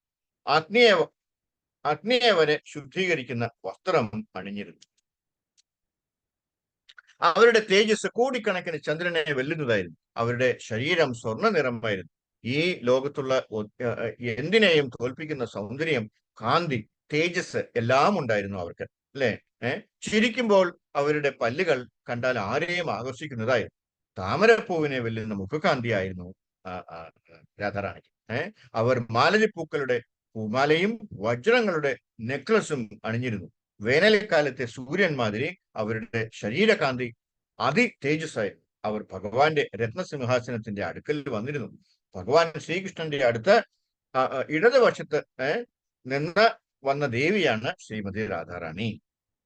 ഭഗവാന് അവരുമായി സന്തോഷിക്കണമെന്ന് മനസ്സിലാക്കിയ രാധാറാണിയുടെ സൗന്ദര്യം, കാന്തി കൂടുതൽ വർദ്ധിക്കപ്പെട്ടു. ഉടൻ തന്നെ രാധാറാണി ഓടിപ്പോയി പുഷ്പം പറിച്ച് ഭഗവാന്റെ കാൽപാദത്തിൽ അർപ്പിച്ചു. രാധാറാണി അവതരിച്ച മാത്രയിൽ തന്നെ ഭഗവാന് സേവ ചെയ്യാൻ തുടങ്ങി, അല്ലെ? അപ്പൊ അവര് വന്നപ്പോ തന്നെ ഭഗവാന്റെ സേവയിൽ ഏർപ്പെട്ടു എന്നർത്ഥം. എന്തെന്നാൽ ഭഗവാൻ സന്തോഷിക്കാൻ വേണ്ടിയാണ് രാധാറാണിയെ സൃഷ്ടിച്ചത്, അല്ലെ? കൂടുതൽ ഉടൻ തന്നെ ഓടിപ്പോയി പുഷ്പം പറിച്ച് ഭഗവാന്റെ പാദകമലത്തിൽ അർപ്പിച്ചു. ഇതാണ് രാധാറാണിയുടെ ഭാവം, അല്ലെ? കണ്ടോ? രാധാറാണിക്ക് എന്താണ് ഭാവം? എപ്പോഴും ഭഗവാനെ സേവിച്ചുകൊണ്ടിരിക്കണം, എപ്പോഴും ഭഗവാനെ ആനന്ദിപ്പിച്ചുകൊണ്ടിരിക്കണം, സന്തോഷിപ്പിച്ചുകൊണ്ടിരിക്കണം എന്നുള്ള ഭാവമാണ്. ആ ഭാവമാണ് നമുക്കും വരേണ്ടത്, അല്ലേ? നമ്മൾ രാവിലെ എണീറ്റ് കഴിഞ്ഞാൽ ഇന്ന് ഞാൻ എങ്ങനെയാണ് ഭഗവാനെ സേവിക്കുക, ഇന്ന് ഭഗവാനെ എന്ത് കൊടുത്താണ് സന്തോഷിപ്പിക്കുക എന്ന് വേണം ചിന്തിക്കാനായിട്ട്. നമ്മൾ കേട്ടിട്ടുള്ളത് രാധാറാണി ഭയങ്കര നല്ല പാചകക്കാരിയാണ്, അല്ലെ? അതാണ് നമ്മള് അടുക്കളയിലോട്ട് കയറിയ രാധാറാണിക്ക് ജയ് പറയണം. കാര്യം എന്താണ്? ആ രാധാറാണിയുടെ മേഴ്ച ഉണ്ടെങ്കിൽ നമുക്ക്, അല്ലെ, അമ്മമാർക്കാണെങ്കിലും നമ്മുടെ പ്രമുഖന്മാരാണെങ്കിലും അവർക്ക് നന്നായിട്ട് ഭഗവാന് എന്തെങ്കിലുമൊക്കെ ഉണ്ടാക്കി കൊടുക്കാൻ പറ്റുള്ളൂ. നല്ല ഭയങ്കര കുക്കാണ്, അല്ലെ? പക്ഷേ അവിടെ ശാസ്ത്രം പറയുന്നത് വെച്ചാല് ഒരു പ്രാവശ്യം രാധാറാണി ഉണ്ടാക്കിയിട്ടുള്ള ഒരു വിഭവം പിന്നീട് ഒരിക്കലും ഉണ്ടാക്കിയിട്ടില്ലെന്ന്. അപ്പൊ എന്തുമാത്രം വിഭവങ്ങളാണുള്ളത്, അല്ലെ? നമ്മുടെ വീട്ടിലാണെങ്കിലോ എല്ലാ ദിവസവും ഒരേ അവിയലാണ്, ഒരേ തോരനാണ്, അല്ലെ? ഒരേ പുളിശ്ശേരിയാണ്, ഇല്ലേ? കഴിഞ്ഞു, ഇത്രയേ ഉള്ളൂ. ഒരു അവിയൽ, ഒരു പുളിശ്ശേരി, ഒരു തോരൻ, പിന്നെ ഒത്താൽ ഒരു തൊട്ടുകൂട്ടാൻ, കഴിഞ്ഞു, അല്ലെ? നമുക്ക് വേറെ വെറൈറ്റീസ് ഇല്ല, വിഭവങ്ങളില്ല. പക്ഷെ രാധാറാണി ഒരു പ്രാവശ്യം വെച്ചത് പിന്നെ വെച്ചിട്ടേ ഇല്ലെന്നാണ്, അല്ലെ? അപ്പോ അത്രയും വെറൈറ്റി ആയിട്ടുള്ള വിഭവങ്ങളാണ് രാധാറാണി ഭഗവാന് വച്ചു കൊടുക്കുന്നതെന്ന് അർത്ഥം, അല്ലേ? അപ്പോ രാധയുടെ രാ എന്നത് രസമണ്ഡലത്തെ പ്രതിനിധീകരിക്കുന്നു. ധ എന്നത് ധവമാനയെ പ്രതിനിധീകരിക്കുന്നു. ധ എന്നത് ധവമാനയെ പ്രതിനിധീകരിക്കുന്നു, അതായത് സേവയെ. അങ്ങനെയാണ് രാധ എന്ന പേര് ഉണ്ടായത്. രാധാറാണിയുടെ സേവയിൽ ആകർഷണം ഭഗവാനെ നിർവചിക്കാൻ പറ്റാത്ത തരത്തിൽ ഭഗവാൻ ആനന്ദഭാവത്തിലാണെന്ന് രാധാറാണിക്ക് മനസ്സിലായി, അല്ലെ? നാരദ പഞ്ചരാത്രത്തിൽ പറയുന്നു ഭഗവാന് രസവിസ്തരണങ്ങളുണ്ട്. ഒന്ന് രാധയും പിന്നെ ഭഗവാന് രണ്ട് വിസ്തരണങ്ങളുണ്ട്. ഒന്ന് രാധയും പിന്നെ ഭഗവാന്റെ ശരീരത്തിൽ നിന്ന് കാർവർണ്ണ നിറത്തിലുള്ള ഗോപാൽ രസമണ്ഡലമായി ഗോലോകധാമത്തിൽ ഉണ്ടായി. ഭഗവാന്റെ ശരീരത്തിൽ നിന്ന് രണ്ട് വിസ്തരണങ്ങൾ ഉണ്ടായി. ഒരു ഭാഗം ശ്രീ രാധ വിഷ്ണുമാൻ, അല്ലെങ്കിൽ ആന്തരിക ശക്തി, അല്ലെ? അതാണ് വിഷ്ണുമായ എന്ന് പറയുന്നത്, അല്ലെ? ആന്തരിക ശക്തി. ആന്തരിക ശക്തി ആരാണ്? രാധാറാണിയാണ്. അടുത്ത ഭാവത്തെ അറിയപ്പെടുന്നത് വിഭു, പുരുഷനായിട്ടാണ്. പുരുഷരൂപത്തിൽ അദ്ദേഹം സ്വതന്ത്രനാണ്. അദ്ദേഹത്തിന്റെ ഇഷ്ടപ്രകാരം കാര്യങ്ങളെല്ലാം നടക്കുന്നു. ഈ ആളുകളുടെ ശരീരകാന്തി നീല നിറമുള്ളതാണ്.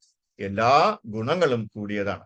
നിർഗുണനാണ്. ഭൗതിക വാഞ്ച തീരെ ഇല്ലാത്തതാണ്. എന്തെന്നാൽ രാധയും കൃഷ്ണനും തമ്മിൽ യാതൊരു വ്യത്യാസവും ഇല്ല. രണ്ടും ഒന്നാണ്. അല്ലെ? രാധയും കൃഷ്ണനും ഒന്ന് തന്നെയാണ്. പരബ്രഹ്മകൃഷ്ണന്റെ രസസ്വരൂപമാണ് ഇച്ഛ. അതായത് ആനന്ദിക്കാനുള്ള ഇച്ഛ. ശ്രുതി പറയുന്നത് ഇത് ഭഗവാന്റെ ഇച്ഛയാണ്. ഭഗവാൻ ഒരിക്കലും ഒറ്റയ്ക്ക് ആനന്ദിക്കില്ല. ആനന്ദം പരസ്പരം കൈമാറി ആനന്ദിക്കുന്നതാണ് ഭഗവാൻ ഇഷ്ടം. അല്ലെ? ഇപ്പൊ നമുക്ക് തന്നെ ഒറ്റയ്ക്ക് ഇരുന്ന് കഴിഞ്ഞാൽ ഒരു സന്തോഷം വരുമോ? നേരെ മറിച്ച് ഒന്നോ രണ്ടോ ആൾക്കാർ കൂടെ ഉണ്ടെങ്കിൽ, അല്ലെങ്കിൽ ഒരു 5 പേര് നമ്മുടെ കൂടെ ഉണ്ടെങ്കിൽ എന്ത് സന്തോഷമാണ്, അല്ലെ? നമുക്ക് എന്തെങ്കിലുമൊക്കെ കാര്യം പറഞ്ഞിരിക്കാം. അപ്പോ നമുക്ക് എന്താണ്, നമുക്കൊരു ലോൺലിനെസ് അനുഭവപ്പെടില്ല. അല്ലെ? ഈ ലോകത്തിൽ ഏറ്റവും വലിയ പ്രശ്നം എന്ന് പറയുന്നത് പലർക്കും ലോൺലിനെസ് ആണ്. അതായത് കുറച്ച് ഒരു പ്രായമൊക്കെ ആയി കഴിഞ്ഞാൽ, അല്ലെ?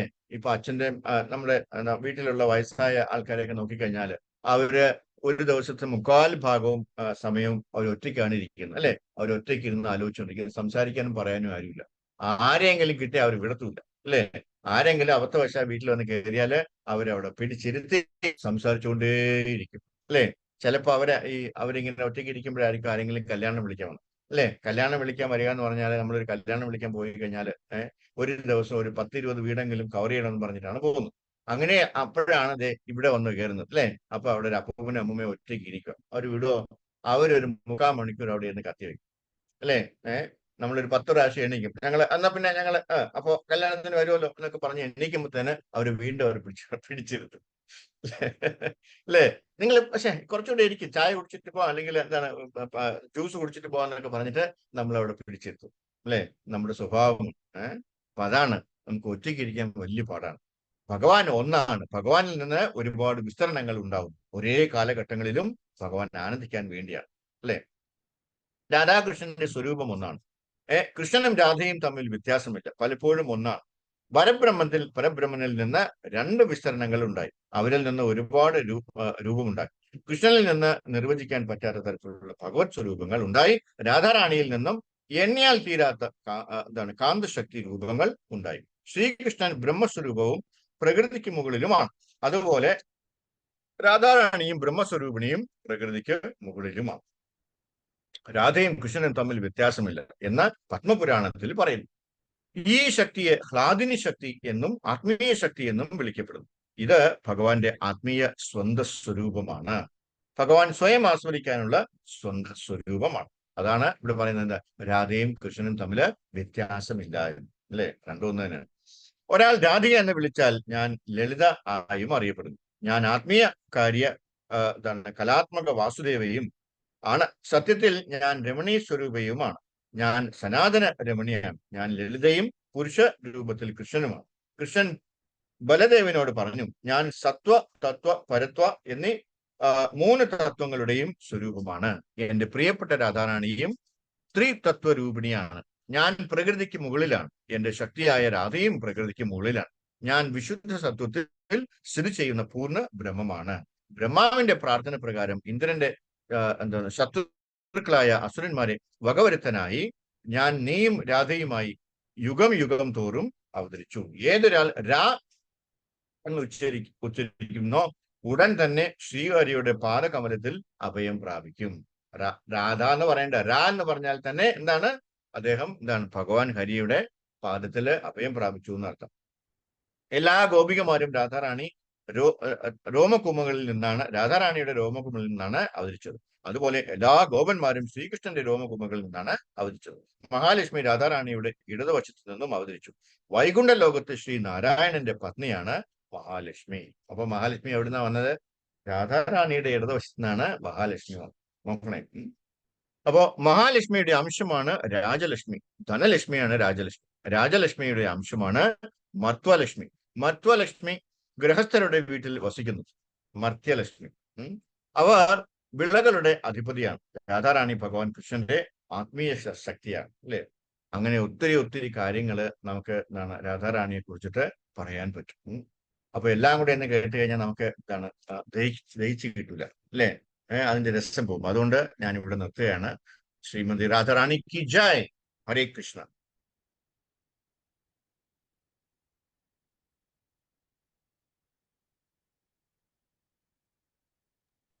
ഹരേ കൃഷ്ണ. ഹരേ എന്തെങ്കിലും കൃഷ്ണ. സംശയം ആർക്കെങ്കിലും ഇതുമായിട്ട് ബന്ധപ്പെട്ട് എന്തെങ്കിലും ഡൗട്ടോ എന്തെങ്കിലും ഉണ്ടെങ്കിൽ ചോദിച്ചട്ടെ. ഹരേ കൃഷ്ണ.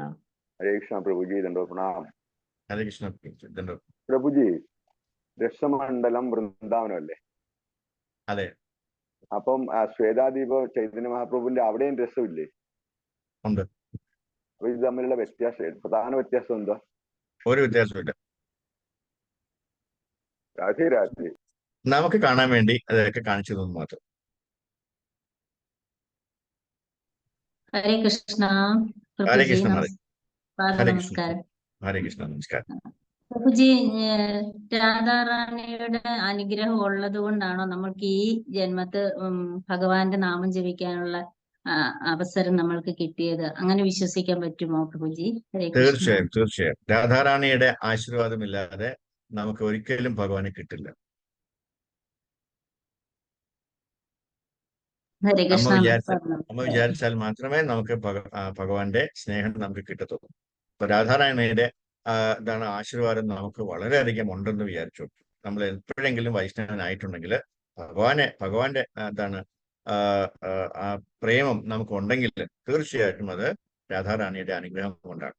പക്ഷെ നമ്മൾക്ക് അത് മനസ്സിലാവില്ല, അല്ലേ? നമ്മളത് ഇഗ്നോർ ചെയ്യുകയാണ്. അതാണ് രാധാറാണിയുടെ പ്രാധാന്യം എന്ന് പറയുന്നത്. പിന്നെ മറ്റൊരു കാര്യം പറയാനുള്ളത്, രാധാറാണിയെ കുറിച്ചിട്ട് പറയാനുള്ള യാതൊരു യോഗ്യതയും നമുക്ക് ആർക്കുമില്ല. പ്രഭുപാദരോട് രാധാറാണിയെ കുറിച്ച് സംസാരിക്കാൻ ചോദിച്ചു കഴിഞ്ഞാല് പ്രഭുപാദരൊന്നും പറയത്തില്ല. എനിക്ക് അതിനുള്ള യോഗ്യതയില്ല. നിങ്ങൾക്ക് ചിലപ്പോൾ യോഗ്യത ഉണ്ടാവും, പക്ഷെ എനിക്ക് അതിനുള്ള യോഗ്യത ഇല്ലെന്നായിരിക്കും ചില പ്രഭുപാദർ പറയാം. മനസ്സിലായി? ചില ആചാര്യന്മാർ പോലും അവർക്ക് രാധാറാണിയെ കുറിച്ച് ഒരുപാട് സംസാരിക്കാനുള്ളത് ഒരു മിമിഷ്ടമാണ്. കാര്യം അത് എങ്ങനെ അക്സെപ്റ്റ് ചെയ്യും എന്നുള്ളതിന്റെ ഒരു വിഷമമാണ് ഒരു വശത്ത്. കാരണം നമുക്ക്, പ്രത്യേകിച്ച് മലയാളികൾക്ക്, ഞാൻ എപ്പോഴും അങ്ങനെ പറയുന്നു. കാര്യം അത് വാസ്തവമാണ്. നേരെ മറിച്ച് നമ്മൾ വടക്കേ ഇന്ത്യയിലോട്ടൊക്കെ പോയി നോക്ക്, അവർക്കൊക്കെ എന്ത് ഇഷ്ടമാണെന്നറിയാം രാധാറാണി. വൃന്ദാവനത്തിൽ പോയി നോക്ക്, അല്ലെ? അവിടെയൊക്കെ ചെന്ന് കഴിഞ്ഞാൽ രാധേ രാധേ രാധേ രാധേ, അവർക്ക് സ്വപ്നവും പകലും രാത്രിയും എല്ലാം അത് തന്നെയാണ്, രാധാറാണിയാണ്, അല്ലേ? അപ്പോ അവർക്കൊക്കെ എന്തുമാത്രം ഭക്തിയായിരിക്കും ഭഗവാനോടുള്ളതെന്ന് ആലോചിച്ചു, അല്ലേ? അപ്പൊ അതാണ്. പക്ഷേ രാധാറാണിയുടെ പാട്ട് പാടാനും അല്ലെങ്കിൽ കീർത്തനങ്ങൾ ആലപിക്കാനും രാധാറാണിയെ കുറിച്ച് പറയാനും നമുക്ക് അനുവദിച്ച് തന്നിരിക്കുന്ന ഒരേ ഒരു ദിവസം എന്ന് പറയുന്നത് ഈ രാധാഷ്ടമിയാണ്. അതുകൊണ്ടാണ് ഞാൻ ഇന്ന് രാധാറാണിയെ കുറിച്ചിട്ട് അല്ലെങ്കിൽ അമ്മയെ കുറിച്ചിട്ട് പറയണമെന്ന് വിചാരിച്ചത്. മറ്റൊരു ദിവസം ശരിക്കും പറഞ്ഞാൽ നമ്മള് രാധാറാണിയെ കുറിച്ച് വർണ്ണിക്കാൻ പാടില്ല, അല്ലെങ്കിൽ ഡിസ്കസ് ചെയ്യാൻ പാടില്ല. രാധാറാണിയുടെ പാട്ട് പോലും പാടാൻ പാടില്ല എന്നാണ് പ്രഭുപാദർ പറഞ്ഞത്. കാര്യം അതിനുള്ള യോഗ്യത പോലും നമുക്കില്ല. പക്ഷെ ഒരേ ഒരു ദിവസം നമുക്കത് പറഞ്ഞിട്ടുണ്ട്. അതേതാണ്? അത് രാധാഷ്ടമിയാണ്. ഹരേ കൃഷ്ണ. ഞാൻ ഇടയ്ക്ക് ഇത്രയും പറഞ്ഞു എന്നേ ഉള്ളൂ. ഹരേ കൃഷ്ണ. പ്രഭുജി, ഇന്ന് ഒത്തിരി കാര്യങ്ങളുണ്ട്. കാരണം കുറെ നമുക്ക് ഈ വർഷം മൊത്തം ചോദിക്കാൻ പറ്റാത്തൊരവസ്ഥയാണ്. അപ്പൊ ഇന്ന് രാധാ മഹാറാണിയുടെ പാദങ്ങള് നമ്മൾക്ക് കാണാൻ കഴിയില്ല. പക്ഷെ ഇവിടെ ചില ഫോട്ടോകളിൽ പാദങ്ങൾ കാണിക്കുന്നുണ്ട്. തെറ്റല്ലേ? തെറ്റാണെന്ന് പറയാൻ പറ്റില്ല മാധവി. കാര്യം എന്താണ്, രാധാഷ്ടമി ദിവസങ്ങളിൽ നമ്മൾ അവിടെ വൃന്ദാവനത്തിൽ പോയി കഴിഞ്ഞാലും അവരതെടുത്ത് കാണിച്ചു തരുന്നത്. ആ കാലുകളിൽ നമ്മളെ സമർപ്പിക്കുകയല്ലേ, അല്ലെങ്കിൽ നമുക്ക് തൊഴാനുള്ള ഒരു ഇതിനു വേണ്ടി, ഭക്തന്മാർക്ക് വേണ്ടിയാണ് നമ്മൾ അത് രാധാറാണിയുടെ പാദങ്ങൾ കാണിച്ചു തരുന്നത്. സാധാരണഗതിയിൽ അത് മറച്ചിരിക്കാനാണ് സാധ്യത. പക്ഷെ എവിടെയെങ്കിലും അത് കാണിച്ചു തരുന്നുണ്ടെങ്കിൽ അത് ഭക്തന്മാർക്ക് ഉള്ള ഒരു അകമഴിഞ്ഞ ഒരു അനുഗ്രഹം മാത്രമാണ്. അതിനുവേണ്ടി മാത്രമാണ് കാൽപാദം കാണിച്ചിട്ട് ഉള്ള വസ്ത്രങ്ങള് രാധാറാണി അണിയുന്നത്. അത്രേ ഉള്ളൂ. അപ്പൊ നോക്കാം അല്ലേ? പിന്നെ തീർച്ചയായിട്ടും നമ്മളവിടെ സാഷ്ടാംഗം നമസ്കരിക്കല്ലേ? അവിടെ നമസ്കരിക്കുമ്പോഴേ നമുക്ക് ഭഗവാന്റെ ആ പ്രേമം കിട്ടുന്നത്. അപ്പൊ തീർച്ചയായിട്ടും ആ കാൽപാദങ്ങൾ നമുക്ക് നമസ്കരിക്കാം. അതിനു വേണ്ടിയാണ്, ഭക്തന്മാർക്ക് വേണ്ടിയാണ്, അല്ലെ? അല്ലാത്ത രീതിയിൽ നമ്മൾ ഒരിക്കലും രാധാറാണിയുടെ കാൽപാദം കാണാൻ പാടില്ല. ഹരേ കൃഷ്ണ പ്രഭു. ഹരേ കൃഷ്ണ. പ്രഭു, നമ്മള്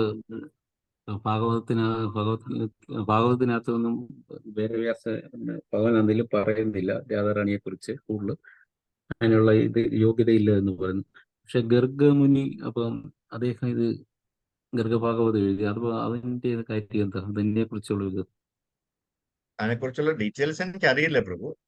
കാരണം അത് എന്താണ് ഗർഗമുനി എഴുതിയിരിക്കുന്നത് വെച്ചാൽ കഴിഞ്ഞാല് രാധാറാണിയെ കുറിച്ച് നമ്മൾ അറിയണമല്ലോ എന്ന് വിചാരിച്ച് മാത്രം എഴുതുക. കാരണം വേറെ എവിടത്തും വ്യാസദേവൻ പോലും മടിച്ച കാര്യമാണ് രാധാറാണിയെ കുറിച്ച് ഒരു വാക്ക് പോലും പറയുന്നില്ല.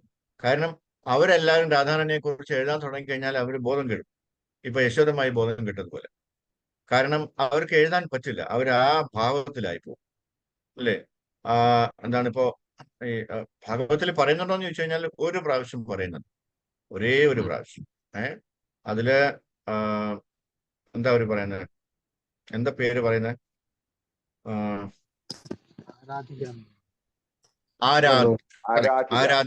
ആരാധിത എന്നാണ് പറയുന്നത്. ഒറ്റ വാക്ക് മാത്രമേ പറയുന്നു. അപ്പോ വ്യാസമുനിക്ക് പറ്റാത്ത കാര്യം അല്ലേ നമ്മൾ ശ്രമിച്ചിട്ട് എന്തെങ്കിലും കഥയുണ്ടോ? പക്ഷെ നമുക്ക് അറിയാൻ വേണ്ടിയാണ് ഗർഗമുനിയെ പോലെയുള്ള ആൾക്കാര് നമുക്ക് വേണ്ടി പറഞ്ഞു തന്നത് അല്ലെ. അല്ലാതെ കാരണം നമ്മൾ അറിയണ്ടേ, ആരെങ്കിലും ഒക്കെ പറഞ്ഞിട്ട് അറിയണ്ടേ, അതിനു വേണ്ടി എഴുതിയതാണ്. പക്ഷെ വ്യാസദേവൻ അതിന് എന്താണ് താല്പര്യപ്പെട്ടില്ല. കാരണം അദ്ദേഹത്തിനെ കൊണ്ട് പറ്റത്തില്ല. അദ്ദേഹം രാധാറാണിയെ കുറിച്ച് ആലോചിക്കുമ്പോൾ തന്നെ കംപ്ലീറ്റ് ബോധം പോകും. ആ രീതിയിലാണ്, ആ ഒരു പ്ലാറ്റ്ഫോമിലായി പോകുന്നത്. അവർക്ക് പിന്നെ ഒന്നും എഴുതാൻ പറ്റില്ല. അതാണ് അതിന്റെ ഭാവം എന്ന് പറയുന്നത്. നമുക്കൊക്കെ ആ ഭാവം സ്വപ്നം പോലും കാണാൻ പറ്റില്ല. ഹരേ കൃഷ്ണ. Thank you. ഹരേ കൃഷ്ണ. ജയദേവ കവി രാധാറാണിയെ കുറിച്ച് എഴുതിയിട്ടുണ്ടെന്ന് അവർക്ക് ജഗസാക്ഷി പ്രഭു ഒരു ക്ലാസ് എടുത്തപ്പോ പറഞ്ഞാന്നേ. പിന്നെ അതേ സമയത്തിന് വേറെ ആരും തന്നെ അതിനെക്കുറിച്ച് എഴുതിയിട്ടില്ല. അമ്പലങ്ങളിലോ ഒന്നും നമ്മുടെ ഇവിടെ രാധാറാണിയെ കുറിച്ച് അങ്ങനെയുള്ള ഒരു അമ്പലങ്ങളോ ഒന്നുമില്ല. എന്നാൽ നമ്മൾ പറയുമ്പോ എപ്പോഴും രാധാകൃഷ്ണൻ എന്നൊക്കെ പറയും. പക്ഷെ അമ്പലങ്ങളോ അങ്ങനെയുള്ള കാര്യങ്ങളോ ഒന്നും തന്നെ ഇല്ല. ഒരു പുരാണത്തിലും ഒന്നും തന്നെ കാണുന്നില്ല. ജയദേവ കവിയൊക്കെ എഴുതിയിട്ടുള്ളതായിട്ടാണ് പറഞ്ഞത്. അതിനകത്ത് ശരിയാണ്, ഒരു അഷ്ടപതിയിൽ അത് പറയുന്നുണ്ട്, രാധാവദന എന്നൊക്കെ പറഞ്ഞുണ്ട് ഒരു ശ്ലോകം. ഹരേ കൃഷ്ണ.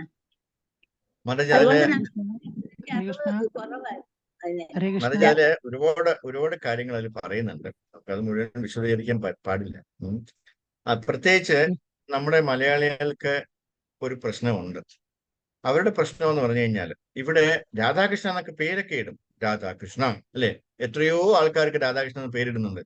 പക്ഷെ അത് ഒന്നും അറിഞ്ഞിടാതെ ഇടുന്നതാണ്. എന്തുകൊണ്ടാണ് മലയാളികൾ അല്ലെങ്കിൽ നമ്മളെ പോലെയുള്ളവര് അത് അക്സെപ്റ്റ് ചെയ്യുന്നില്ല എന്ന് പറഞ്ഞു കഴിഞ്ഞാല് നമ്മുടെ ദുഷിച്ച ചിന്തയാണ്, ദുഷിച്ച മനസ്സാണ്. നമുക്ക് ആ പ്ലാറ്റ്ഫോമിലേക്ക്, ആ ലെവലിലേക്ക് നമുക്ക് എത്താൻ പറ്റുന്നില്ല. സാധാരണപ്പെട്ട ഉള്ള ആൾക്കാർക്ക് ഭഗവാൻ എന്താണെന്ന് മനസ്സിലാവുന്നില്ല.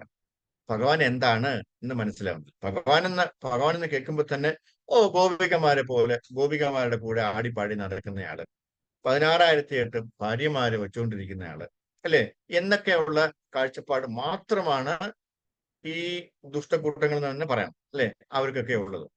അങ്ങനെ ഒരിക്കലും നമ്മൾ ചിന്തിക്കാനേ പാടില്ല അല്ലെ. അദ്ദേഹത്തിന് ഈ ഭാര്യമാരോ ഒന്നിന്റെ ആവശ്യമില്ല. ആവശ്യമുണ്ടോ? ഇല്ല. ആത്മാരാമന് ഇത് ആനന്ദിക്കണമെന്ന് സ്വയം ഇങ്ങനെ ചെറുതായിട്ടൊന്ന് മനസ്സിൽ തോന്നിയപ്പോ തന്നെ അപ്പുറത്തെ ഒരാളത് റെഡിയായി വന്നു. ഇടതുവശത്ത് നിന്ന് വന്നാണ് രാധാറാണി. അപ്പൊ അതാണ് ഭഗവാന്റെ പൊട്ടൻസി എന്ന് പറയുന്നത്. അത് മനസ്സിലാക്കാനുള്ള യാതൊരു ക്വാളിഫിക്കേഷനും നമുക്കില്ല, അതിനുള്ള യോഗ്യത നമുക്കില്ല. നമുക്കത് എത്തിയിട്ടില്ല, അത് എവിടെ എത്തിയിട്ടില്ല എന്നാണ് നമ്മളൊക്കെ വിചാരിക്കുന്നത്. എന്താണ് രാധയും റാണി എന്ന് പറഞ്ഞാൽ, രാധാകൃഷ്ണൻ എന്ന് പറഞ്ഞു കഴിഞ്ഞാല് അവര് കാമുകന്മാരല്ലേ, അവർ കല്യാണം കഴിച്ചിട്ടില്ലല്ലോ, പിന്നെ നമുക്കത് എങ്ങനെ അക്സെപ്റ്റ് ചെയ്യാൻ പറ്റും എന്നുള്ള ദുഷിച്ച ചിന്തയാണ് നമ്മുടെ ഇടയിലുള്ളത്. ഹരേ കൃഷ്ണ പ്രഭു. രാധാറാണിയുടെയും ഭഗവാന്റെയും കല്യാണം കഴിഞ്ഞ ആ സ്ഥലവും വിഗ്രഹവും ഒക്കെ നമ്മള് വൃന്ദാവനത്തിൽ പോയപ്പോ കണ്ടായിരുന്നു. അതൊക്കെ രഹസ്യമായിട്ടാണ് ചെയ്തതാണ്. ആ അമ്പലമൊക്കെ നമ്മൾ കണ്ടിരുന്നു. രാധാറാണി ചെയ്യുന്ന അതേ മുഹൂർത്തത്തിലുള്ള ആ വിഗ്രഹമാണ് അവിടെ ഇരിക്കുന്നത്, താലി കെട്ടുന്നതായിട്ട്. കറക്റ്റ് ആണ്. അത് പറഞ്ഞത് വളരെ ശരിയാണ്. പക്ഷെ അത് അക്സെപ്റ്റ് ചെയ്യാനുള്ള മനോഭാവം അല്ലെങ്കിൽ മനസ്സ് നമുക്ക് ഇല്ലാതെ പോയി. അതുകൊണ്ടാണ് കേരളത്തില് രാധാകൃഷ്ണ ടെമ്പിളുകൾ ഇല്ലാതെ പോയി. അതുകൊണ്ടാണ് ഇസ്കോൺ മനഃപൂർവ്വം രാധാകൃഷ്ണ ടെമ്പിളുകൾ ഉണ്ടാക്കുന്നത്. പറഞ്ഞോളൂ. ഹരേ കൃഷ്ണ പ്രഭു. പത്മനാഭസ്വാമി ക്ഷേത്രത്തിന്റെ അടുത്ത് അഭയാനന്ദാശ്രമത്തില് രാധയും കൃഷ്ണനുമായിട്ടുള്ള അതുണ്ട്. പത്മനാഭസ്വാമി ക്ഷേത്രത്തിന്റെ അടുത്തുള്ള അഭയാനന്ദാശ്രമത്തില്. ഹരേ കൃഷ്ണ. അവിടെ അഭേദാനന്ദ ആശ്രമത്തിൽ പോയാൽ നമുക്ക് കാണാൻ പറ്റും. അവിടെ 24 മണിക്കൂറും എന്താണ് നമ്മൾ കേൾക്കുന്നത്? ഹരേ കൃഷ്ണ മന്ത്രമാണ്. ഹരിനാമ മന്ത്രമാണ് അല്ലേ? അവര് പറഞ്ഞു തരുന്നത്. നമ്മൾ അവിടെയൊന്നും പോകത്തില്ല, നമ്മളുള്ള ആൾക്കാർ അവിടെയൊന്നും പോയി കാണത്തില്ല അല്ലേ? ഇവിടെയൊക്കെ ഇങ്ങനെയൊക്കെ നടക്കുന്നുണ്ട്. ശ്രീപത്മനാഭന്റെ തൊട്ടടുത്താണത്. അവിടെ പോയി കഴിഞ്ഞാല് സകല നേരവും 24 മണിക്കൂർ അവരിങ്ങനെ ഹരികൃഷ്ണൻ സദാ ഹരിയായിട്ടിരിക്കുന്ന ഒരു സ്ഥലമാണ്. അവിടെ ചെന്ന് ഇരുന്നാൽ തന്നെ എന്ത് ആനന്ദമാണെന്ന് അറിയാം. മനസ്സിലൊക്കെ പോയിട്ടുണ്ടോ? എല്ലാവരെയും വിളിച്ചിട്ട് പോകണം പ്രഭു. ആൾക്കാർക്ക് അറിയത്തില്ല അങ്ങനെയൊക്കെയുള്ള സ്ഥലങ്ങള് അല്ലേ? അവിടെ അവര് രാധയും കൃഷ്ണനെയൊക്കെ അംഗീകരിച്ചവരാണ്. വൈഷ്ണവർ എന്ന് പറഞ്ഞു. വൈഷ്ണവർക്ക് അത് അംഗീകരിക്കാൻ കുഴപ്പമില്ല. പറഞ്ഞോളൂ മാലജി. സോറി. പ്രദർശനം എടുക്കാം പ്രഭു. എന്തോ നമുക്ക് അവിടെ പ്രദർശനം എടുക്കാൻ പറ്റും. പിന്നെന്താ നമുക്ക് അതിന് കൂടെ നടക്കാം, ഒരു കുഴപ്പമില്ല. ഇനി നിങ്ങൾ അവിടെ പോയി പറയാണ് നിങ്ങൾ അവിടെ ഇരിക്കും, ഞങ്ങൾ ഇനി ചുറ്റിക്കോളാന്ന് പറഞ്ഞാൽ സമ്മതിക്കും അവര്. ചുറ്റിക്കോന്ന് പറയും. ആരെങ്കിലും ചുറ്റണമെന്നേ അവർക്ക് താല്പര്യമുള്ളൂ. ഹരേ കൃഷ്ണ പ്രഭു. ഹരേ കൃഷ്ണ പ്രഭുജി. പ്രഭുജി, ചൈതന്യ മഹാപ്രഭു അവിടെ വന്ന് ഇരിക്കാറുണ്ടെന്ന് പറയുന്നത് ആ മരത്തിന്റെ ചുവട്ടില് ഇരുന്നിട്ടുണ്ടെന്നാണ് പറയുന്നത്. ഹരേ കൃഷ്ണ പ്രഭുജി. തീരുന്നതിന് മുമ്പ് ഒരു പ്രാവശ്യം ഒരു നമ്മുടെ അണ്ടർസ്റ്റാൻഡിങ് ഒന്നുകൂടെ കേട്ടെ, ശരിയാണെന്ന് പറയണേ. അത് അതായത് വിഷ്ണു ഗുഹ്യമാണ്, മഹാവിഷ്ണു അതിഗുഹ്യം, നാരായണൻ അതീവ ഗുഹ്യം, കൃഷ്ണൻ അതി ഗുഹ്യം. രാധാറാണിന്റെ കാര്യം പറയാനുണ്ടോ? ഹരിബോൾ. വളരെ കറക്റ്റ് ആണത്. അപ്പോ അത് ആ ഗുഹ്യമായിട്ടുള്ള കാര്യം നമുക്ക് അറിയണമെന്നുണ്ടെങ്കിൽ, നമുക്ക് പ്രാപ്തമാവണമെങ്കിൽ നമുക്ക് അത്രയും ക്വാളിഫിക്കേഷൻ ഉണ്ടാവണം. ആ ലെവലിലേക്ക്, ആ പ്ലാറ്റ്ഫോമിലേക്ക് എത്തിക്കഴിഞ്ഞാൽ മാത്രമേ നമുക്ക് ഇതൊക്കെ പറഞ്ഞാൽ മനസ്സിലാവും. ഇപ്പൊ നമ്മൾ തന്നെ ഇന്ന് ഡിസ്കസ് ചെയ്ത കാര്യങ്ങൾ എല്ലാം അക്സെപ്റ്റ് ചെയ്യണമെന്നുണ്ടെങ്കിൽ, അല്ലെങ്കിൽ നിങ്ങളോട് അത് ഡിസ്കസ് ചെയ്യാനുള്ള പ്രാപ്തമാക്കിയത് നമ്മളെല്ലാവരും ആ പ്ലാറ്റ്ഫോമിൽ എത്തിയത് കൊണ്ടാണ്. നമുക്കത് അക്സെപ്റ്റ് ചെയ്യാൻ പറ്റും.